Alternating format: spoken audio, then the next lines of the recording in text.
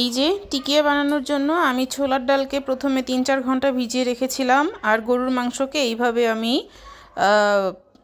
ছোট ছোট করে কেটে নিয়েছি।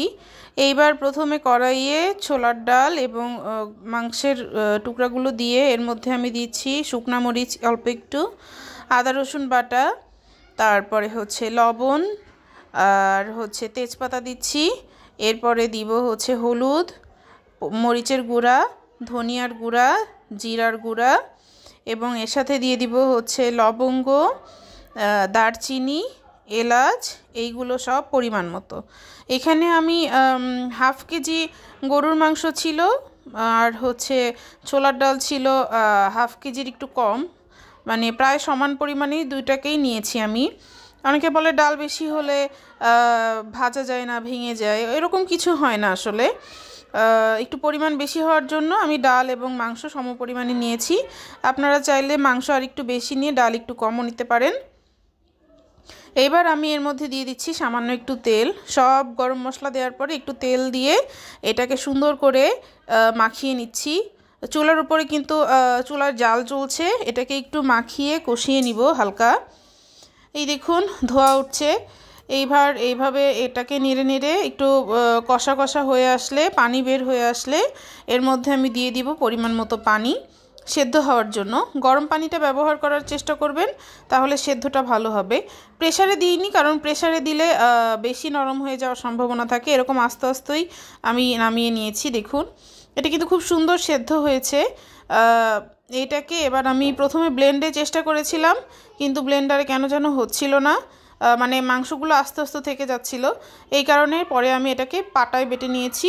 পাটায় বেটেই আসলে টিকিয়া বা স্বামী কাবাবটা ভালো হয়। এরপরে দেখুন বাটার পরে এরকম চেহারা হয়েছে। এবার আমি কুচনো পেঁয়াজ, কাঁচামরিচ দিয়েছি, ধনেপাতাও দেওয়া যাবে। আমি ধনেপাতাটা দিই নাই, স্কিপ করেছি।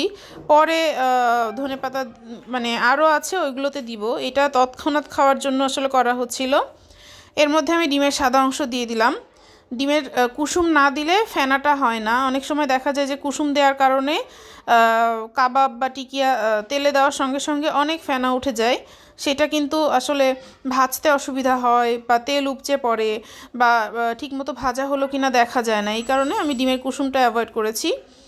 এবার দেখুন এটাকে আমি খুব ভালো করে মেখে নিব। এই দেখুন এরপরে আমি অল্প অল্প করে নিয়ে এরকম শেপ করে নিচ্ছি।